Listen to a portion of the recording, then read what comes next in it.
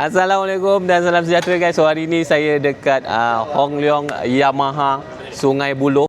So hari ni kita nak tengok majlis perlancaran Yamaha Tenere 700. So ini antara motosikal model idaman. So jom kita tengok dengan lebih dekat. Alright, ini dia Yamaha Tenere 700 tahun 2026 yang baru saja dilancarkan oleh Hong Leong Yamaha Malaysia.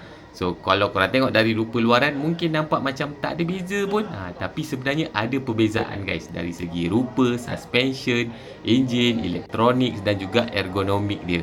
Tapi rupa Tenere 700 ni memang saya suka lah, dengan kepala tower ala-ala rally ni kan, memang best. Saiz rim masih dikekalkan sama, 21 inci depan, 18 inci belakang, rim bertiup dan pakai rim jenis jejari ni guys. So memang best lah kalau bawa off-road.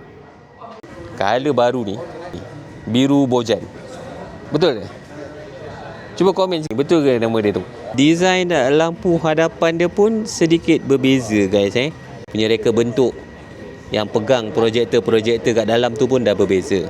Alright, ini dia guys, lampu belakang dia full LED. Masih lagi dikuasakan dengan enjin 2 silinder CP2 yang cukup terkenal ni, yang bersesaran sekitar 689cc, yang mampu menghasilkan kuasa sekitar 73 horsepower dan juga 68 Nm of torque. Bunyi memang sedap, cuma dia ada adjust sikit-sikit lah. Dia dah ready dengan sistem quick shifter dia dekat ECU dan sebagainya lah. Cuma korang kena belilah aksesori untuk quick shifter tu. Dia punya lever, dia punya sensor, semua satu set tu lah. Korang pasang and korang boleh unlock dah dia punya quick shifter system. Benda ni kan kat sini, so ramai rider-rider yang komplain sebab asyik terkena kaki, so diorang dah adjust ke sini. Sistem suspension hadapan ni pun dah upgrade. Kali ni lebih lebar, stroke dia lebih panjang dan fully adjustable guys. So korang tengok kat atas ni, korang boleh adjust preload, rebound dan juga compression. Sistem suspension belakang dia masih menggunakan monoshock fully adjustable tu.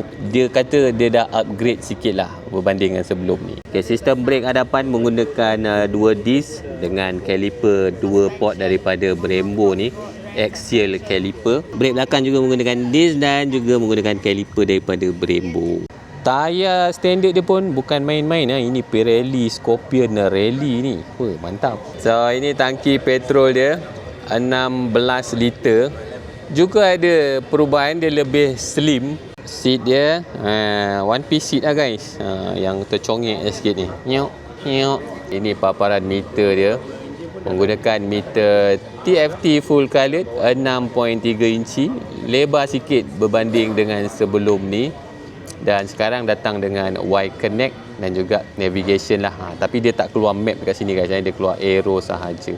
Dan kalau korang tengok dekat depan ni, kita ada button, boleh turn on dan off ABS pakai satu button ni je. Dekat sebelah meter ni pun ada charging port ni guys, USB Type C.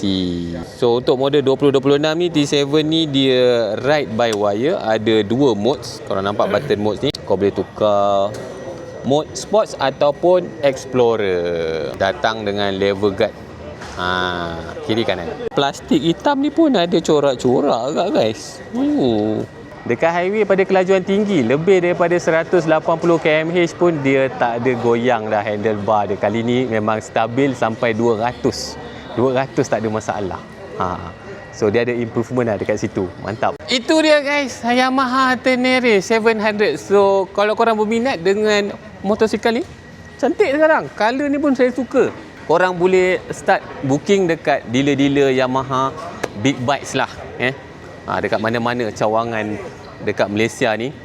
Harga jualan dia bermula daripada RM58,998 sahaja. So kalau korang berminat, dengan pantas pergi booking. Bye, Assalamualaikum.